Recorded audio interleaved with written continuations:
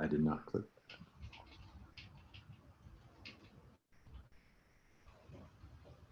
We have attendees coming in. I'm going to give it just a moment. I'll start my spiel.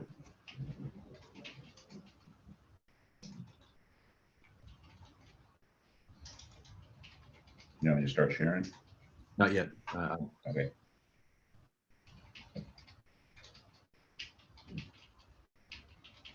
All right. Thank you for being with us today, everyone, at the Minnesota GIS LIS Consortium Annual Conference. I'm Jerry Goodwin, the student moderator for this one. I'm a grad student majoring in data intelligence at St. Mary's University in Winona. We're scheduled for 90 minutes, after which is a lunch break of an hour. During that time, the remote exhibit hall will be open.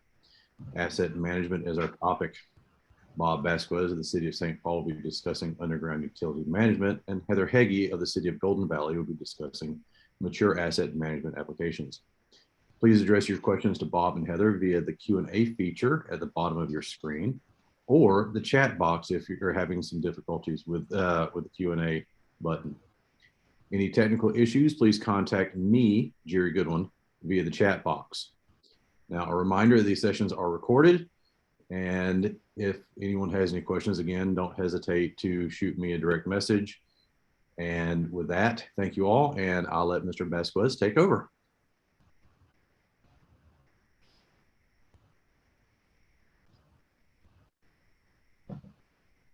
Hello, everybody. Thanks for attending. Looks like we got a pretty good group already, too. I'm Bob Basques. I work for the City of St. Paul. This presentation is a little bit of a departure for me from my usual stuff. It's related to what we do at the city, but as I get into it, you'll kind of understand where it's all going. My first question, or first people, that are looking at this underground utility side of things, why even focus on a presentation of just underground stuff? Where we need to, and the reason that I got into this underground utility side of things was that I started to participate in a little group at the state of Minnesota that has a project that they've been starting to prototype a system for sharing, shared mapping of underground utilities. It's a project group. It's called Underground Utilities Mapping Project Team. Kind of a long name there. But it was brought together by Go for One Call. I've had a long time interest with how Go for One Call works, and always thought that there were better ways of approaching how that whole system worked. We do our own Go for One Calls at the city. So when we get a ticket from Go for One Call, we have to go out and mark the areas, in the city that we have jurisdiction over. So everything out in the right of way, the city is actually booked up to the Go for One Call system. And I've touched on it over the years here and there, but when the opportunity came up about a year ago, maybe a year and a half ago, to participate in something that they were putting together, I jumped at the chance. So this team has met for the past year developing the effort. And again, I'm in one of the subcommittees that is related to the data management side of it. And there's a recent story about the project there in the link.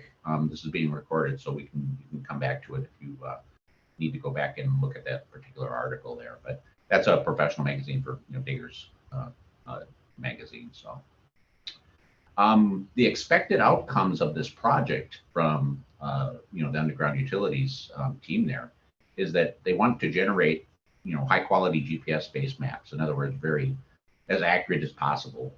Maps that they can share between the different owners, and then use them for locating things out in the field. The way that things work right now are they're non-technical in nature as far as the digital side of things. There's not very much digital data that's passing back and forth, not in any kind of automated form. So this is a big departure for them as well, just putting something together, even in a prototype form. So they want to be able to share the data, and then they also want to, resulting in safer excavation. There's a whole nother presentation available in this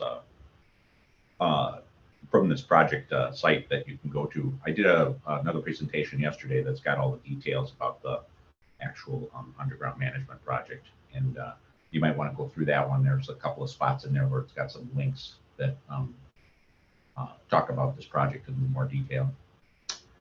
So related to that, what I'm going to do today is I'm going to do a walkthrough of the data systems that our city will be contributing to this prototype effort. So the first pass at this project that they're going to be putting together is a prototype. It's going to be semi-closed. It's not necessarily open to the public or anything. And what they're going to do is kind of evaluate what can be done, what can't be done, that kind of thing. So it's a fairly comprehensive effort, but it's still in the closed form. The idea here is just to kind of figure out what's going to work, what's not going to work, that kind of thing. We're going to list out potential returns that we're going to see. I'm doing this from a city municipal perspective. We're going to see what kind of returns we're probably going to get from being involved, and some other pieces of the information stream here that I'm going to be pushing while I'm working on this is some of the future capabilities that'll probably come out of the effort. Okay, this is like the cursory or the commensurate graphic that you're always going to get from a big project like this. I don't expect anybody to remember what's going on here, but the reason that I wanted to include it is I wanted to explain that we're actually, as a group, really being thoughtful in how workflows are going to occur with different utility and data owners. The graphic that you're looking at here is from a municipal perspective. There are going to be similar graphics for utilities like gas line managers, electric utilities, those kinds of things. So each one of them will have a slightly different workflow kind of associated with this. But the general notion of how this project is going to work is they want to design that dashed box part down at the bottom, which is going to be the shared view of everything underground. So the top half of the graphic that you're looking at there is basically the organization, the participating organization and what they do on their workflow. And our particular one is showing engineering. And the bottom half is, okay, how is that stuff used out in the field by other entities, those kinds of things. So you don't have to remember this graphic. The point here is that there's quite a bit of thought that's been put into how this is all going to flow. So the state's prototype, and they're calling it right now something called a fusion view.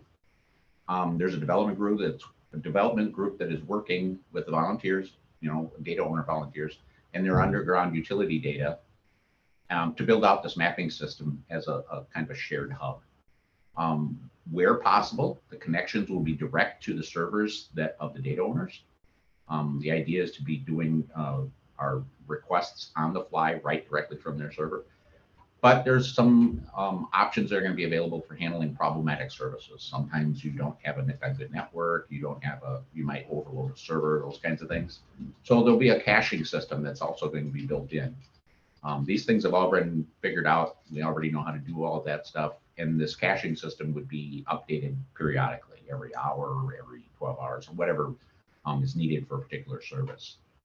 And then the data requests from the end users will be limited to a request polygon. So those are kind of the basics of design criteria that we're going to be using for building this thing out. So in this subsurface fusion view, the green square or rectangle in the middle of this graphic is really what we're talking about. At the bottom 2/3 of this graphic are actually explaining all the different kinds of ingest possibilities. All the different kinds of data that can be coming from different things like engineering firms, state, federal databases, abandoned stuff. There's a presentation that you're going to see that I'm involved with tomorrow that will talk all kinds about abandoned underground stuff, optional uses, different kinds of things, cities, utilities, all those kinds of things. So everything on the bottom 2/3 there is what can be pulled into the system. And then on the top third there, it's explaining, how that data, once it's pulled into the system in whatever form, either direct connection or some kind of caching mechanism, is used by the end users. And two of the main focuses are going to be, one is going to be for field locating, and the other is going to be where engineering firms are going to be able to pull this data back into their engineering software and be able to see the underground utilities as well. So from an engineering perspective, that's a big positive. So from a municipal perspective, this type of shared mapping system, number of potential uses. Most obviously, the locate before you dig. You know, that's who's putting this together is coming out of the Gopher State or Gopher One Call group. Additionally, from the civil engineering perspective, you know, you're going to be able to see things in the right of way. That's going to speed the development of public works projects. We put a lot of effort into going out to different utility owners and getting the information from them because we have to do it on a project by project basis right now. We need to organize our data and, you know, in order to participate, we need to organize our data a little bit. There's not too much extra that we particularly need to do. We're pretty much set up to do a lot of this already. One item that was interesting to me is I needed to decide what needs to be included. One thing that popped out of things as I was putting a list together of the data sets was, you know, are survey monuments considered underground utilities? And I threw the question out, but I haven't heard anything back from anybody yet. So we'll see how that ends up. But, you know, so how do we include our data? Some data sets are GIS sourced. We've got other things that are basically hard copy scanned documents that have a geolocation related to them. How are we going to be able to manage that hard copy aspect, you know, the scanned digital file kind of thing? And how do we participate without adding too much effort, you know, on our part? So I'm just going to kind of run through, you know, how about, you know, what we do now, and then what items we could probably do a little bit better, and then also go into, you know, some future possibilities.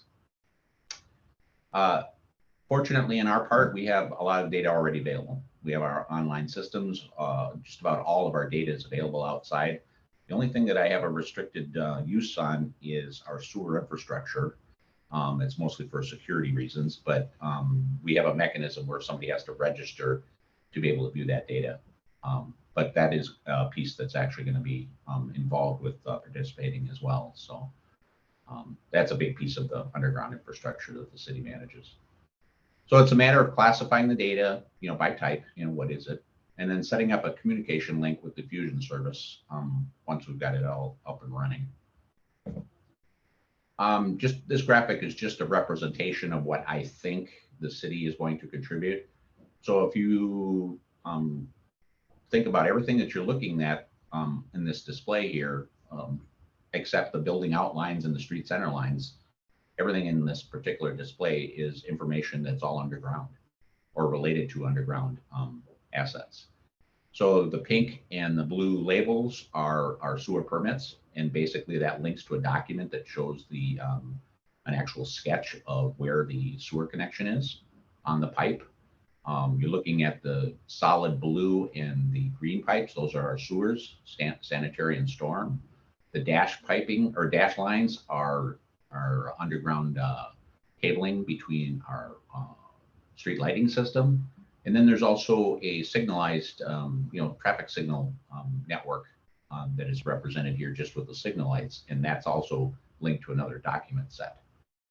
So those are the things, the basic things that we're probably going to be contributing to this underground utility prototype. In the end, we're also going to be able to see other utility owners' underground assets in our engineering. So we got gas lines that are obviously downtown. There's some underground electric as well, services, all that kind of stuff downtown. There's, you know, out in the rest of the city as well. And we need to set up a process to pull that information back into our engineering views of things. So our AutoCAD setups, our Esri service, or in Esri GIS systems as well. So we're not only going to be sharing our data, we're also going to be pulling in anybody else's data that's within our jurisdiction and be able to see that in this end product. In the case of documents, we've got a lot of stuff that's geo-referenced already. So this is just showing you some book pages that we've got across our city that have a scan related to that particular location. So we have to figure out how that kind of stuff is going to tie into this new system. The key takeaways here is the data is stored and published online in a standardized way. In other words, when it's in this Fusion view, you'll be able to access it in a standardized way. The city uses a distributed editing and publishing system, but that allows for the uploading of various file and database or types of data sources. So We have all of our stuff managed in a whole bunch of different mechanisms, shapefiles, Oracle, GeoPackage, Postgres, all that kind of stuff. But that allows us to convert it to anything that we need to be able to participate. There were all, and each one of those can be connected to individually if needed. There will be methods for direct pass, you know, WMS, WFS obviously is an open connection type, but you can also use like a Esri REST service, all kinds of things. We're well versed in all of these kind of connection forms. And then you'll be able to do a coordinate transform on the fly. The Fusion service will actually have a mechanism to convert coordinates if we need to do that. We're going to be able to handle most of the common coordinate systems, but if we get into some really funky ones, we may have to figure out how to handle that kind of stuff. So, you know, right now we've got a pretty good comprehensive data set, a set of data available in LiDAR. I'm going to touch back on this in a minute, but I wanted to throw this on the end here that this is something that's probably going to be also considered while we're building out this shared system. How do we handle some kind of a 3D visualizer? Related to the document management stuff, we have a product that we've got implemented called MapWarper. This is an open source product that allows you to georeference documents online, basically. So we're running our own server, and it allows you to take a document and georeference. It can be batch loaded with point locations, all that kind of stuff, and you can go back and actually georeference it later. And then the tools are available to do it as needed. And the way that it generally works is, in this particular view of the service, on the left, you see the uploaded document that is basically an engineering plan. You're looking at a plan of when we realign Lexington Avenue down by South or West, West 7th Street. And on the right is basically a background map of, I think it's OpenStreetMaps that is built into the system. And what it allows you to do is use registration points from the left screen and match them up to the right screen. And you end up with a warped in actual document. And the reason that this is interesting is there's a lot of documents that we have in the scan form, but they're not really geolocated. And this allows us to kind of do a lot of that kind of halfway between things before we get an actual GIS data set to the point of being editable kind of online and all that kind of stuff. So we've got a lot of documents that are still kind of used for managing a lot of the information. So this is kind of like that halfway between process that we can use to visualize that stuff in a location. So setting up these open data catalogs and, you know, the data for the users and machine-to-machine connections could be better from our particular perspective at the city. We're doing pretty good with a lot of it, but we could improve it a little bit. Providing processes for accessing the data. We're really good right now with WFS, MS. Some of the direct stuff, we might need to do a little bit of work, you know, the shape and the CSV side of things, if we need to use those. Our primary use for our data stores is importing that data into our CAD sessions, but building out that mechanism to do that has allowed us to be able to use it for other systems like the Esri servers and stuff like that, which can grab our data as well. So we're pretty good with where that is at now, but some of it can be improved. So we've got mechanisms in our CAD importer, for example, that shows our data catalog, which is what that dialog on the right is showing you. And it allows us to pull different kinds of information into our AutoCAD session. And where we want to end up is be able to see all of this underground utility right inside the AutoCAD session as needed. So we're already at this point here. So we get to this point where we'll be able to see the shared data. We'll be able to pull that into our systems as well. Again, AutoCAD is our primary target, but it can be any number of other commercially available apps. Since the access is all web-based, any other web-based mapping system will be able to access the data, either from this service that we're going to be putting up as a Fusion view, and or from us to them. When I say us, I'm talking about the city. Okay, so now we're jumping back over into that LiDAR side. the LiDAR stuff is kind of an emerging discipline with respect to managing the data and all that kind of stuff. There's a lot of data that's been available for probably about 10 years, but I know when we did our first data set collect at the city, we had problems using the data for probably the first 3 or 4 years. The data just sat on the shelf because it was so humongous. We didn't have the mechanisms and the tools to be able to manage the data or even look at it very easily. It was very time consuming to chop out chunks of it. This particular interface you're looking at here is called Poetry, and we run our own service, and that particular link there, it's on the end of the presentation as well. That link there is going to show the LiDAR data sets that we have published and available. And we're able to use that LiDAR data set service and pull that data into our AutoCAD sessions now. But where I'm thinking is in the future, LiDAR is going to be one of these things that's going to be playing into the augmented reality side of how you're going to do underground utility stuff. And looking a little bit out into the future, I think LiDAR is going to play a pivotal role in that 3D visualization of things. So I just got a little slide here that shows different kinds of point clouds and how they can be originated. This particular model that you're looking at here is of the Alinus Stadium in the Midway. This was captured with aerial drone photography, and then they used photogrammetry to generate a 3D model. And this model was handed over to the city so that we could get all of the infrastructure management when the project was completed. All of that outside surrounding area there was handed back to the city. So there's streets in there with names, trees, boulevard sidewalks, and all that kind of stuff. We need to have an inventory of everything that they built as part of the stadium construction project, and that was all handed back to the city. And this is one of the deliverables that came along with it, was this point cloud that was built from a drone flight. You can also get point clouds from aerial photography. So this is the one that was done in 2011 by the state. You can pull that data in, it's very accurately placed within a couple of inches accuracy wise. We've actually tested this data over in the last 10 years. I actually use this data set as kind of my control data set because it's very, very accurate in how it's displayed. And even though it's a little bit sparse resolution wise, it's good for snapping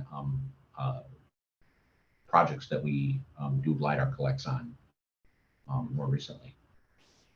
Another method for collecting LiDAR is just having a LiDAR sensor on the back of a vehicle. So you can go down and do a mobile LiDAR collect and just tack one onto the back of a vehicle. You'll see that the data here is much denser. We're looking at a few hundred points or maybe even thousands of points per square meter. Very realistic models that come back out of something like this. And more recently in the city, for the last year, we've had our own terrestrial scanner, which is basically a survey grade level scanner that you set up out in the field, with survey control and that kind of stuff. And the data that you get back out of this is sub-centimeter. This is very, very accurate data. The scanner also takes a 360-degree set of photos that it uses to colorize the points. So you're looking at a very realistic model when you're done. And the kind of interesting piece of the things that has happened very recently is now you can actually do handheld LiDAR scanning with your iPhone or your iPad. So this is an app that you can run on your iPhone or iPad, and there's actually a version of this available for Android as well. But now you're looking, that's a 3D model there that you're looking at right there. And then, you can just walk by something basically and scan it just by walking around it with your scanner on. And then you end up with a 3D model like you're looking at there. There's a couple other videos in here, but I'll jump past this. I'm running a little long. So, how is this going to help with the location process? Well, that's an interesting question, but you can see it in the augmented reality side of things. Let's say you could take a handheld camera while you have your trench open out in the field as an inspection process, and all you do is you just go and scan the trench while it's open. You end up with a 3D visualization, basically a point cloud. And you can use that in this particular app that you're looking at here, where it registers the space on your camera, the actual coordinates of where you're standing GPS wise in the direction of view. And you can see that particular scan that you did earlier of the open trench before everything was finished. So I got a couple of different options here of looking at things. I know I'm right at my time limit here, but I'm just going to run through these real quick. But these are just basically different options of how that mechanism might be used and how you would use it, out in the field to be able to do underground utility locating. So this could easily be applied out in the field for people that have to go out there and actually locate underground utilities.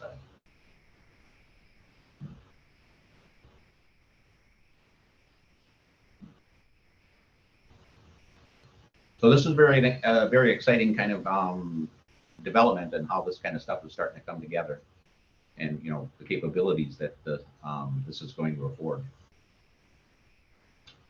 So the long short of this thing, if you're interested in volunteering your underground utility data, it could be anywhere in the state for this prototype project.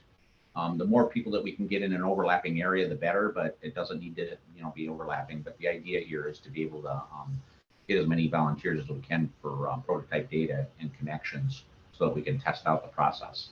Just send me an email and we'll start getting you connected and help you out with those aspects. And I am done, and these are the resources that I used inside of the presentation. Thank you.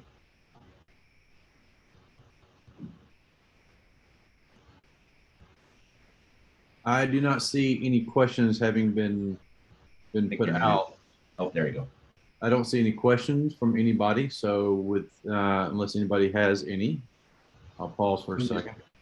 Yeah, we can hang for a second.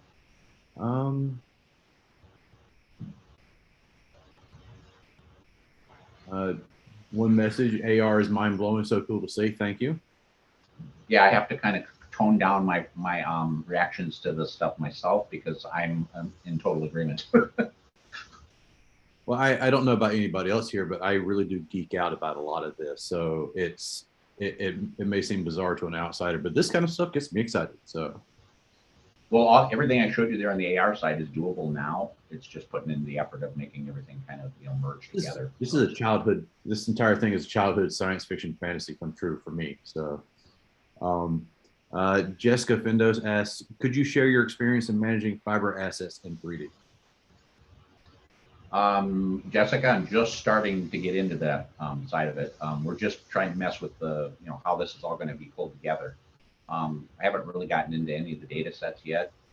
The project was just made a go less than 2 weeks ago. So we are just starting to pull things together. We have the infrastructure pretty much figured out. We're trying to do, right now we're putting together some stuff for the people management side. We have to set up mechanisms for the administrators so we know who's doing what as far as changing things on the server side. So that's where we're at. And we have a question from Spencer McCombs. Are there schema requirements for utility data being shared? We are going to try to stay away from that as much as we can. There's probably going to need to be some very cursory standards about, okay, is it a pipe?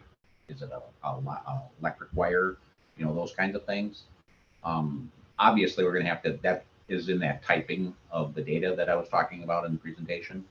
But other than that, we have the mechanisms that we've already used to do our caching system that we've already built is to just grab the data as it is and where it is. But from the one call perspective, we're going to need to type the data. So there's probably going to be 2 or 3 fields that are going to be required.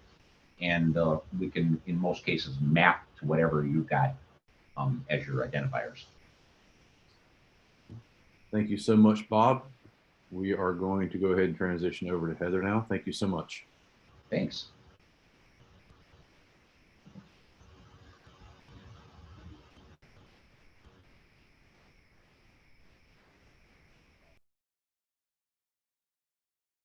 All right, it's just about 11:30, so I will share my screen and get us started.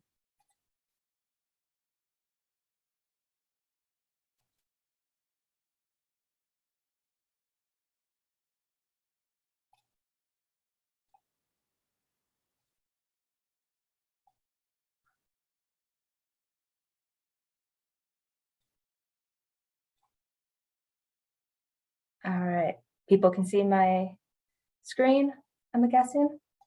Let's see.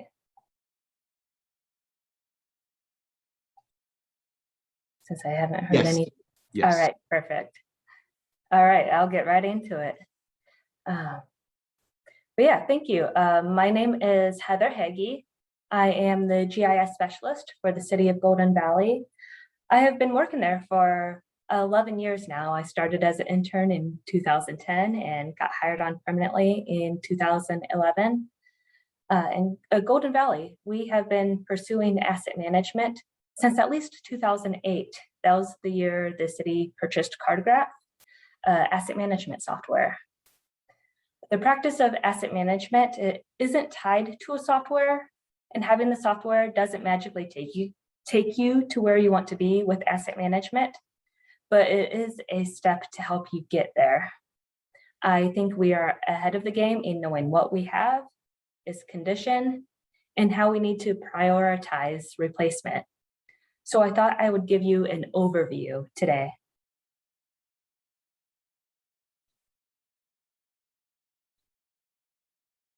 The city of Golden Valley maps all sorts of assets in which we are responsible for, in which we're responsible for tracking and maintaining. The map on the left is a map of some of the assets that we track, and on the right is a sampling of the assets that we have linked to Cartograph. In Cartograph, we track the basics of an asset, such as its location, the material, its age, and all sorts of attribute data. Cartograph allows us to do even more. In Cartograph, we can track event history, inspections, make relations between assets, and easily add and view attachments. In this presentation, I will first show you some basic components of our asset management using stormwater assets as an example.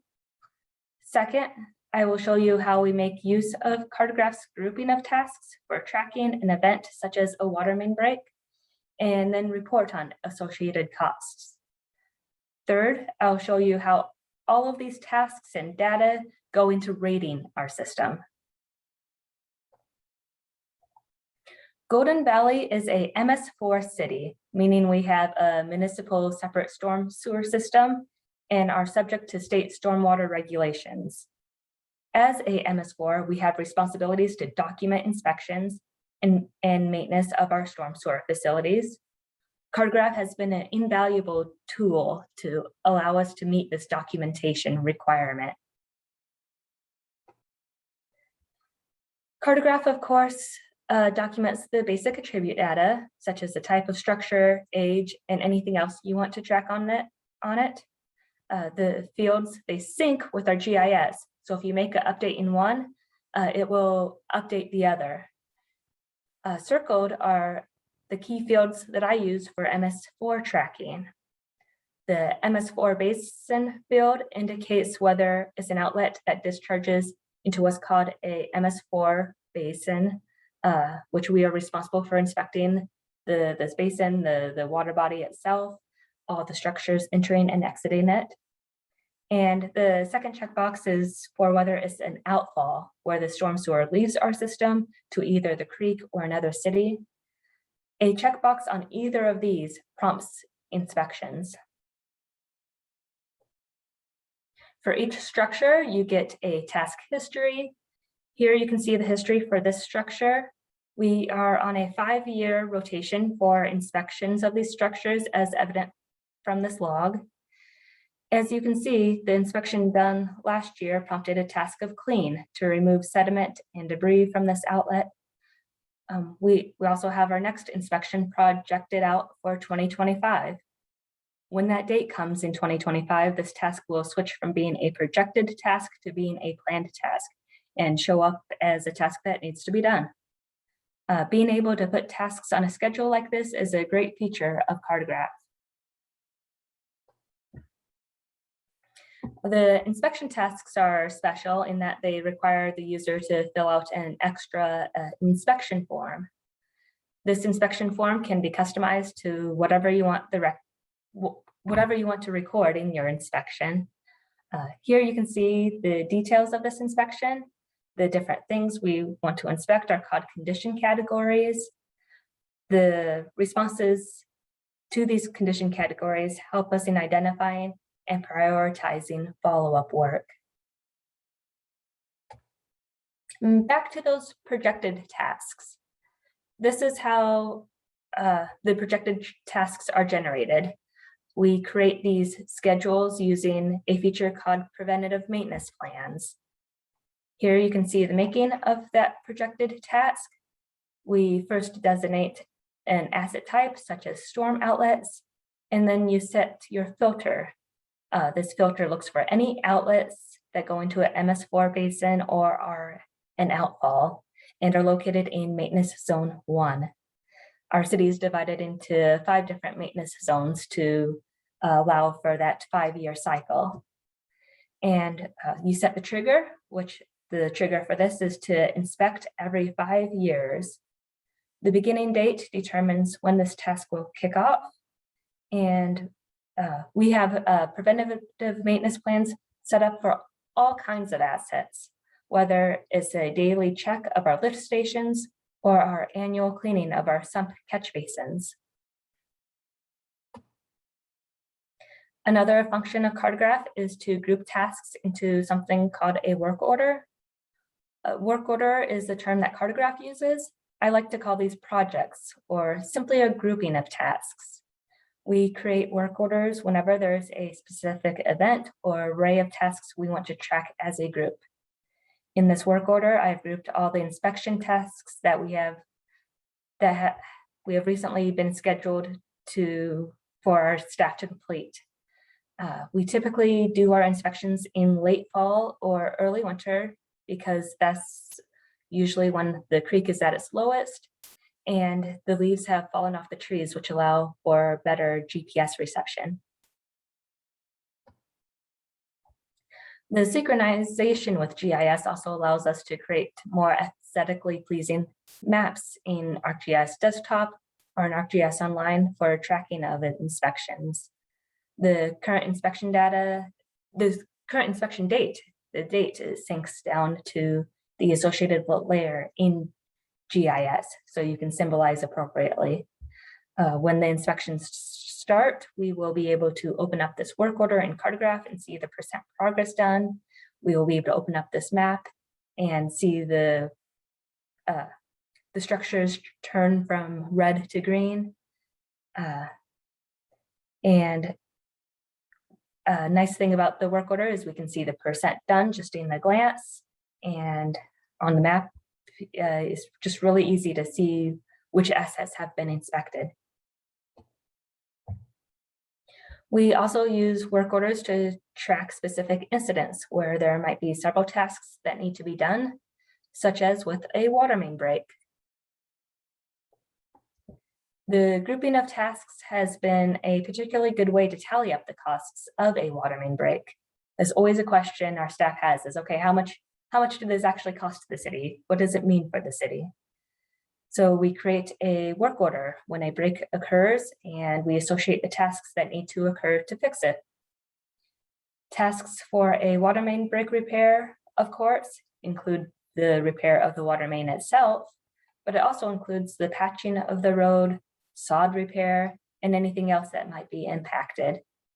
During the winter, 2 tasks for patching the road are made, one for the immediate temporary fix and another for the permanent fix to occur the following spring. Crew leads record staff hours, equipment used, material used, and any extra costs such as hiring someone to perform leak detection to pinpoint the location of the break. After all tasks have been completed, the work order gives you the overall cost of what that break cost the city. All of this immediately entered digital data allows reports to be created in an instant. In Cartograph, I created a report that allows the user to choose a work order type and a date range, and it will automatically generate a report detailing all the events and tally up all the costs. We use this same form to tally up the costs of other types of work orders as well, such as snow plowing. Ready access to this information allowed me to easily produce information when I was asked to summarize the water main breaks along Glenwood Avenue, County Road 40. After several breaks occurred along this stretch in a short period of time, staff wanted to take a look at the data and see if we wanted to pursue a project here to line the water main. The data demonstrated that breaks were increasingly occurring along this stretch in an exponential curve. The data also helped determine the length of pipe we should line. This project is now in next year's budget. The tasks in work order are also associated to the relevant asset. This allows you to click on any segment of pipe and see the break history and any other tasks that have occurred on this pipe. The costs for each event are again tallied up in this view. You can see the total costs of this pipe over its life. You can also see the estimated overall condition index for this pipe, which that brings me to my last main point, how Cartograph helps us to rate our system and understand the overall condition of our system. The basics of an asset management system is being able to record details about an asset, such as its age and the material. You build value by recording tasks, such as repairs and other life prolonging measures. But you extend that value even more when you can quantify it, generate an estimated overall condition index or OCI, compare it with the rest of your system, and act on your findings. Cartograph gives us some tools to do this quantifying. There are default degradation curves built in, but I find value in customizing it to your own system. For a water main, I customized it based on pipe materials and pipe sizes that are common in our city. I looked into studies that are out there on the lifespan of these types of pipes. I consulted with coworkers, and I applied the different lifespans to the different types of pipes. I applied the lifespan to a curve inspired by this DIPF curve, which I learned about in an asset management workshop. I felt this curve fits pretty well to the actual condition of our pipes over time, so it would give us the most relevant results. The only difference is I was a little more aggressive on how soon the pipe degrades to give us greater warning that is coming to the end of its life. It is an inexact science, but it helps us get to a better understanding of where we are and what we should prioritize. Cartograph allows us to specify how much repairs and maintenance can improve an asset, such as lining of a pipe or a mill and overlay of a road. But one limitation is that they don't have a way to make something like a water main break negatively affect the condition of a pipe. To get around this, I made additional parameters for pipes that have multiple water main break repairs along it and made them have a shorter lifespan by about 10 years. Again, it's inexact science to get us to an estimate. For assets that are easily inspected, such as roads, the inspected condition value takes precedent. But if it's been a while since the last inspection, Cartograph will estimate its condition from that value. If there have been improvements made since the last inspection, the OCI will go up. The example shown here, the road was rated as 80 in 2013, 75 in 2015, but since then it has had a mill and overlay performed, which automatically brought it up on a curve. It probably took it to about 85, and now the estimated OCI will keep going down until it is re-inspected or another life extending maintenance is performed. In conclusion, through our asset management here at the City of Golden Valley, we have a solid inventory of our assets. We record tasks and inspections. We perform preventative maintenance, group tasks into work orders for a better understanding of work done and the associated costs. We estimate the condition of our assets to better understand the overall condition of our system. I hope this has been an informative overview of how Golden Valley applies asset management, and I will now open it up to questions. All right, we have a question.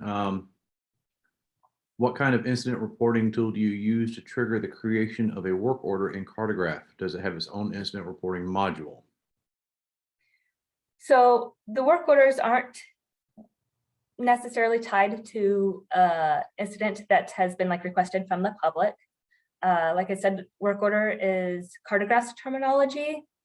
We like to just we utilize the work order functionality to group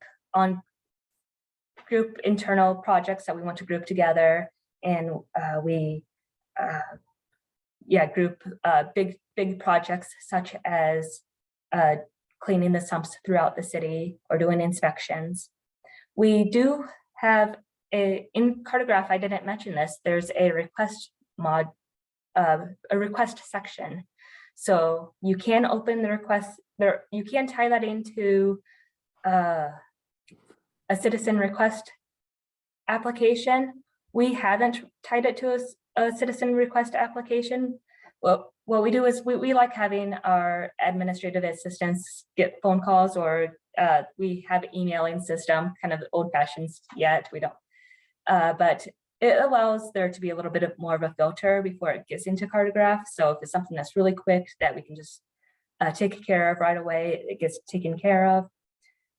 But requests that do involve a little bit more follow-up on, we do create a request in Cartograph, and we can associate tasks to that request. And request is basically the grouping module rather than the work order. If maybe the request does equate to a larger project, we would then create a work order for that. But the request portion of Cartograph is where we will put in different requests through our administrative assistants. Thank you, Heather. Next question we have is, how do you determine MS4 points? So that's something that we had done, many years ago, is just identify what qualifies, what are our MS4 points. So we have an extensive inventory of our storm sewer system that we keep up to date. And there are, of course, rules of, okay, what qualifies it as an MS4. So it's like a water body that we maintain. So any inlets or outlets that are going out of that, we mark as an MS4. Of course, we make sure that they're mapped and we mark them. Every year we do walk the creek that goes through Golden Valley, and we survey it for any new pipes that are going in. Like if somebody decided to put in their own little pipe system on their property and have it dump into the creek, that is indeed a inlet into the creek that we are interested in and want to make sure is not allowing anything to get into the creek that we don't want to get into the creek. But for the most part, again, we have our inventory we have our mapping of our total system that we just keep up to date. We have been using GIS for a long time, so we have that extensive inventory, and we basically have them mapped, and we've determined which ones are outfalls, and we make sure to visit them. All right. Next question we have is, the degradation curve is very interesting. Could you suggest a source for further reading on that topic? Yeah, I might go back into slides for this one. I got this, this degradation curve, I did find a source on it, which is, well, the website that's listed below. I have not done more extensive reading on it, I will admit. So, but that's where you can find this and probably learn more about how I came up with it and just more details on that. I'm not seeing any more questions. If anyone else has anything, don't hesitate to jump in. Otherwise, after we finish today, don't forget that during our lunch break that the Remo exhibit hall is open. Don't hesitate to stop by and take a look at the vendors, see what they have to offer us. And I'm not seeing any more questions coming up. Thank you for everything, Heather. Yeah, thank you. All right. Heather, Bob, thank y'all so much for being with us today. And I look forward to interacting with y'all in the future. And with that, I'm going to go ahead and stop the recording. Thank you. All right.